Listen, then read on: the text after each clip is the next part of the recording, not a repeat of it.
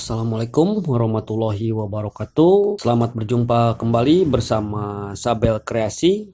Kali ini membawakan tentang siklus project FTTH Iconet atau tahapan-tahapan project Iconet atau Icon Plus. Oke, simak terus videonya. Jangan lupa untuk like, komen, dan subscribe-nya. Lanjut aja ke pembahasan. Yang pertama di sini ada survei lokasi dan canvassing. Survei lokasi itu kita harus langsung datang ke lokasi. Yang pertama dilakukan menentukan titik FDT dan POP. Kedua menentukan jalur trunking atau uplink atau backbone. Yang ketiga menentukan jalur distribusi. Yang keempat tagging tiang dan titik FAT. Yang kelima melakukan canvassing dan foto dokumentasi. Tahap perizinan. Dalam tahap perizinan ini, yang pertama dilakukan adalah berkoordinasi dengan pengelola perumahan, baik developer, RT RW atau ketua lingkungan untuk penempatan FDT, POP serta perizinan penarikan kabel. Kedua, membuat berita acara perizinan atau diizinkan atau tidaknya. Yang ketiga, foto dan dokumentasi. Untuk selanjutnya adalah tahap DRM. Nah, tahap DRM ini adalah design review meeting.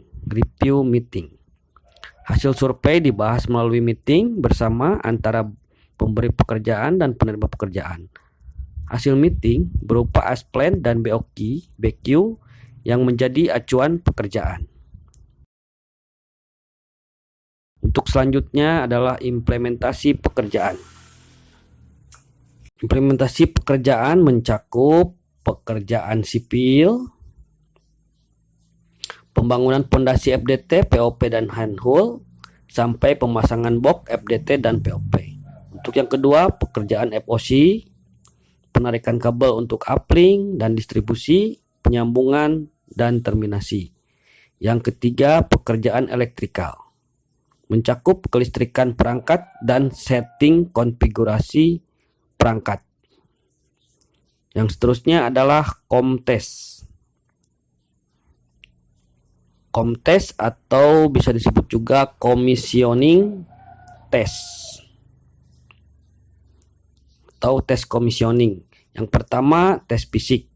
Tes fisik mencakup pengecekan pondasi atau pengukuran, pengecekan jalur uplink, distribusi termasuk penghitungan tiang existing, new, dan aksesoris tiang. Yang kedua, tes elektrik, tes kelistrikan dan tes perangkat, tes OTDR dan OPM. Hasil COMTES didokumentasikan dan dimasukkan di format COMTES. Hasil COMTES diserahkan ke pemberi pekerjaan sebagai dasar pengajuan untuk QC, terima pekerjaan. Yang selanjutnya adalah QC. QC atau bisa disebut juga quality control, yaitu pengecekan bersama antara pemberi pekerjaan dengan penerima pekerjaan. Pengecekan seperti COMTES antara tes fisik dan elektrik dan hasilnya dimasukkan ke format QC. Selanjutnya LPS. LPS adalah laporan pekerjaan selesai. Setelah dokumentasi QC terima oleh pemberi pekerjaan dan telah ditandatangani antara pemberi pekerjaan dan dengan penerima pekerjaan, maka dibuatkanlah laporan pekerjaan selesai dengan catatan tidak ada repair atau pending item di kerjaan tersebut. Yang selanjutnya adalah BAPS. BAPS, berita acara pekerjaan selesai, itu sampai 100%. Setelah LPS dibuat dan sudah dinyatakan dan disepakati bersama tidak ada pending item, maka dibuatlah BAPS. LPS dan BAPS merupakan dasar untuk proses penagihan. Nah, ini penagihan pekerjaan. Setelah melakukan proses yang lumayan panjang, penerima pekerjaan masih mempunyai tanggung jawab yang namanya masa pemeliharaan. Biasanya masa pemeliharaan atau garansi pekerjaan selama 3 bulan. Nah, ini yang terakhir adalah BASMP.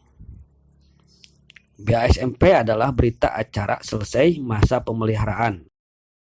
Setelah 3 bulan lamanya, maka dibuatlah berita acara selesai masa pemeliharaan yang ditandatangani oleh pemberi pekerjaan. Dengan keluarnya BASMP, maka penerima pekerjaan sudah tidak ada tanggung jawab lagi terhadap pekerjaan tersebut. Oke, terima kasih telah menonton video ini. Semoga video ini bermanfaat. Mohon maaf apabila ada salah-salah kata atau kurangnya dari penjelasan saya. Wassalamualaikum warahmatullahi wabarakatuh.